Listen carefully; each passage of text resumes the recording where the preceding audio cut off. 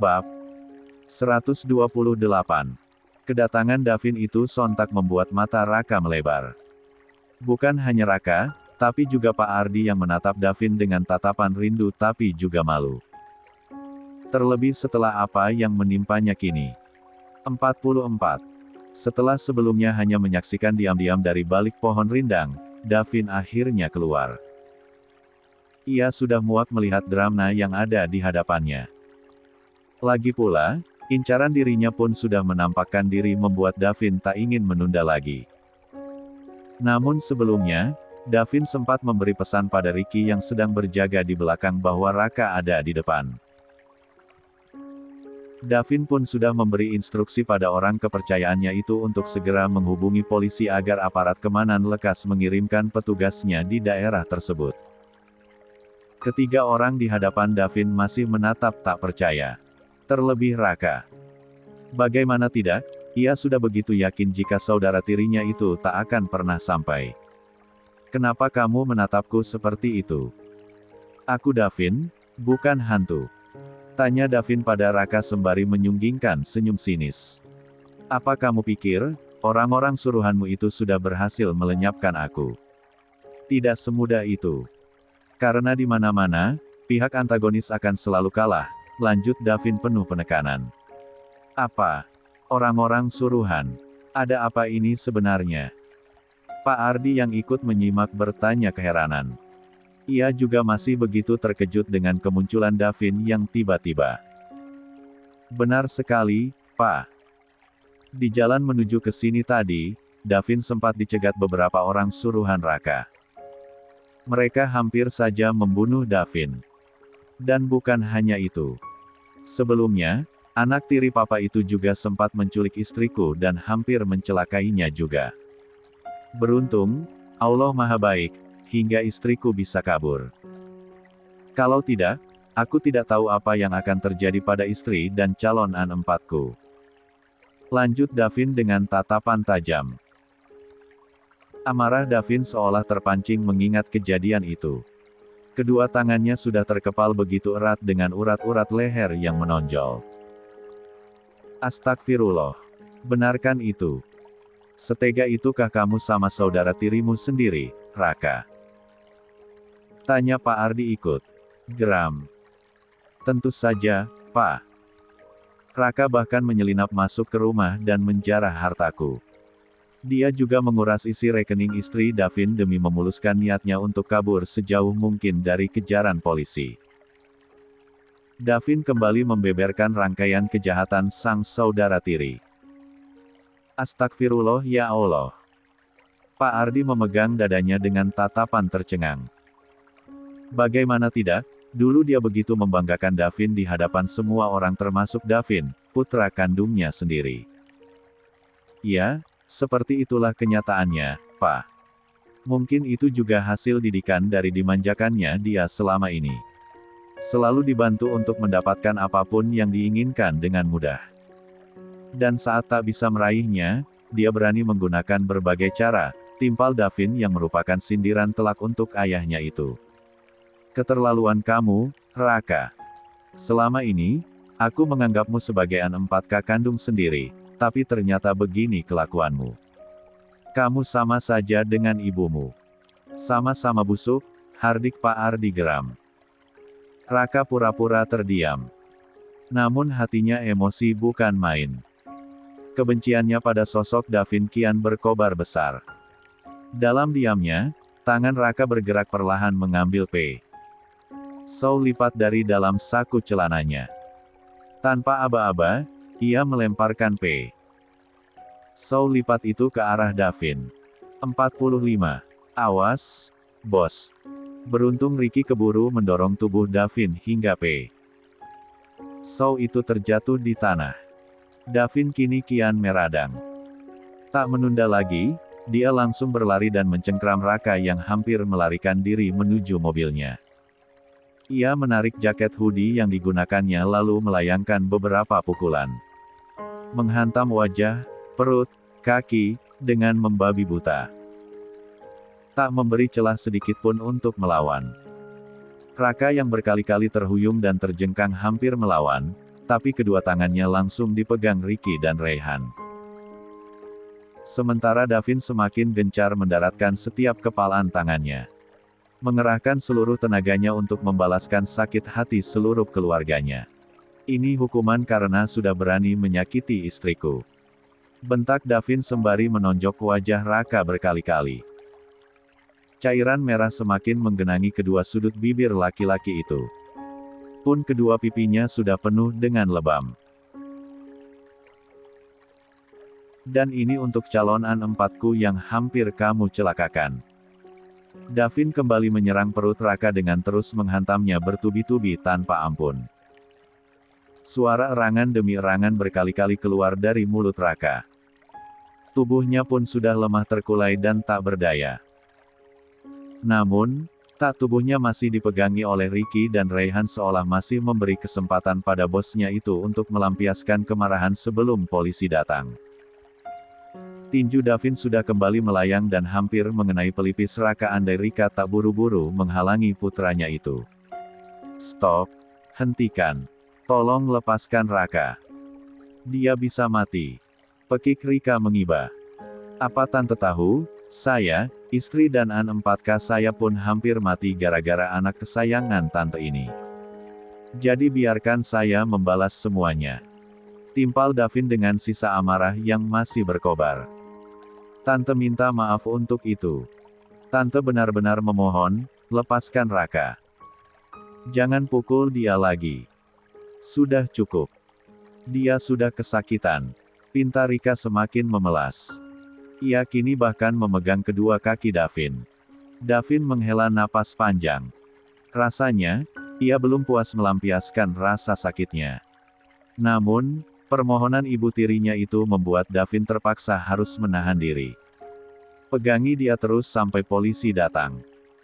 Titah Davin pada Ricky dan Rayhan. Siap, bos.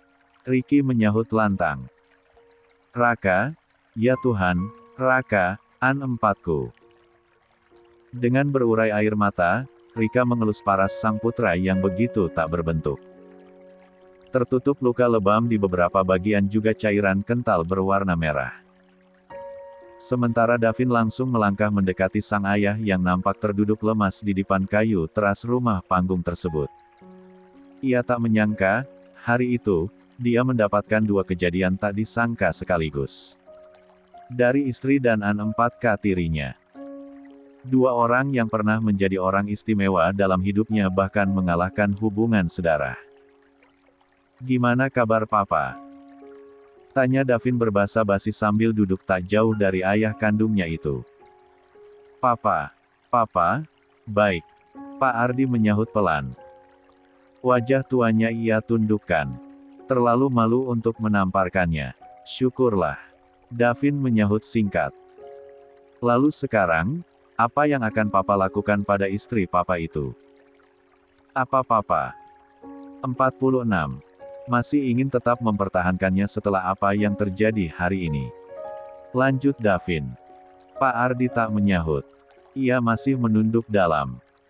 Malu, sungguh malu. Apa yang pernah Davin ingatkan dan katakan dulu pada dirinya, kini benar-benar jadi kenyataan. Davin tak berhak ikut campur urusan papa. Semuanya terserah papa.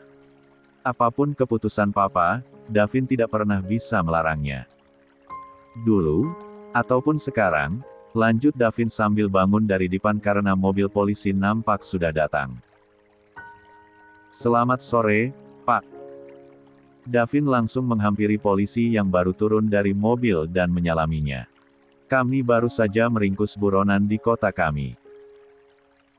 Tolong diamankan dulu sementara di sini, lanjut Davin sambil menunjuk Raka. Kami memang sudah berkoordinasi dengan pihak polisi yang dimaksud.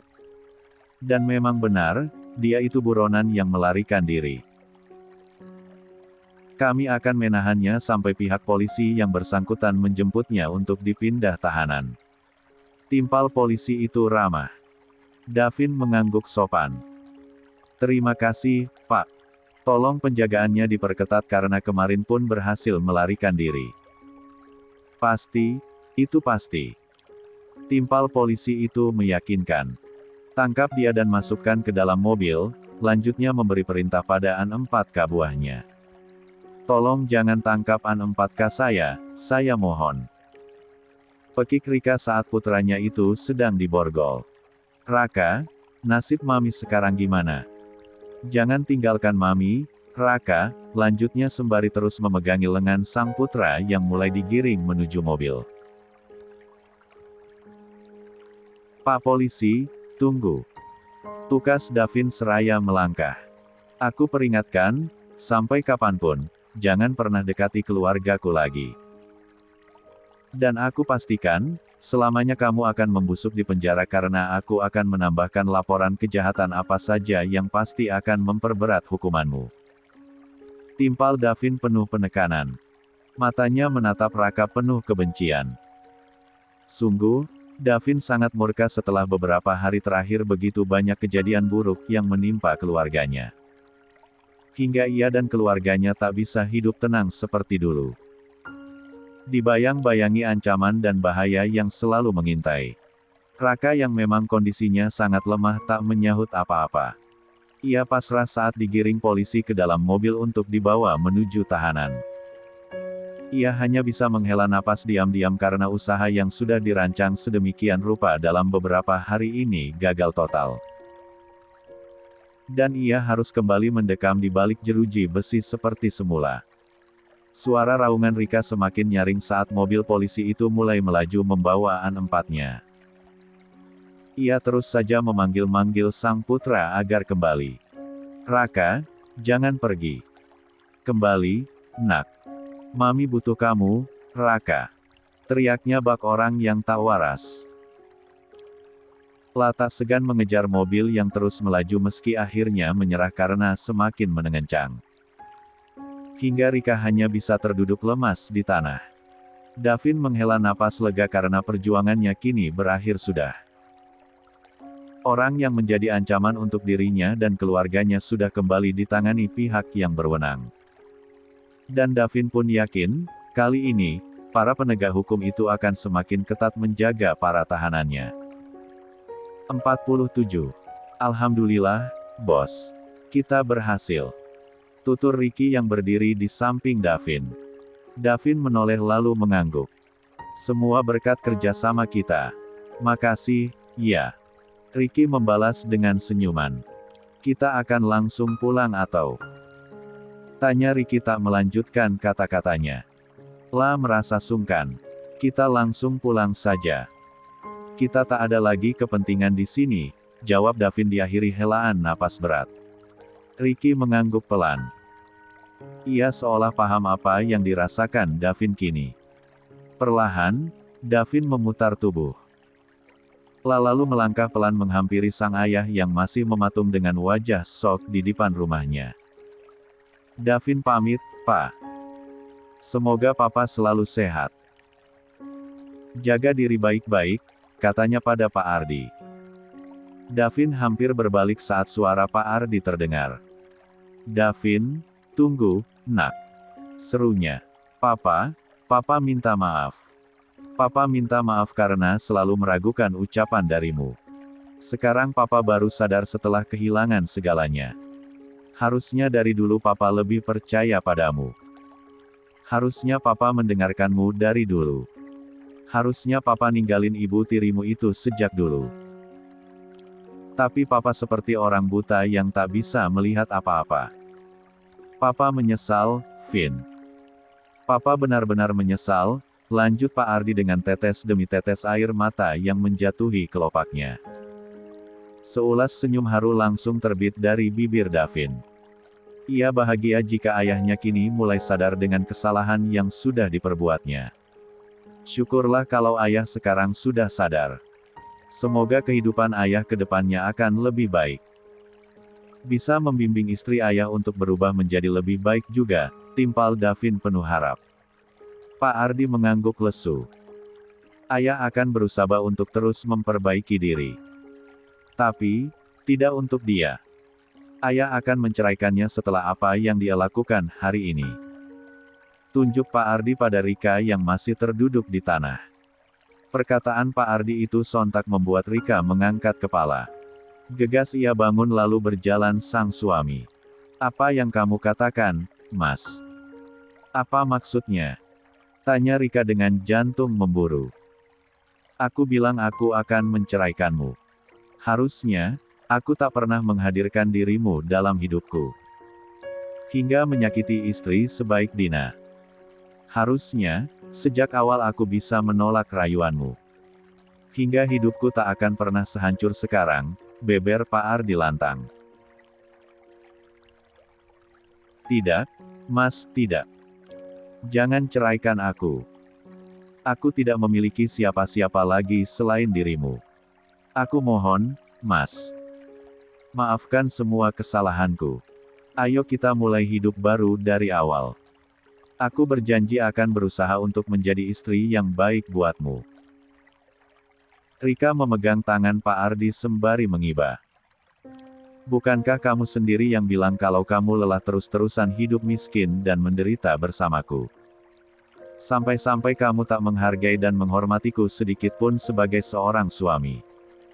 Sekarang, aku bebaskan kamu untuk melakukan apapun dan pergi kemanapun karena mulai detik ini kamu bukan istriku lagi," tutur Pak Ardi tanpa keraguan. "Mas, tidak, Mas. Aku mohon maafkan aku. Jangan ceraikan aku, Mas. Aku tidak tahu harus pergi kemana. Aku tidak punya siapa-siapa." Rika terus memelas sembari memeluk kaki suaminya itu. Sifat angkuh dan sombong yang begitu melekat dalam 48. Dirinya, seolah langsung lenyap begitu saja.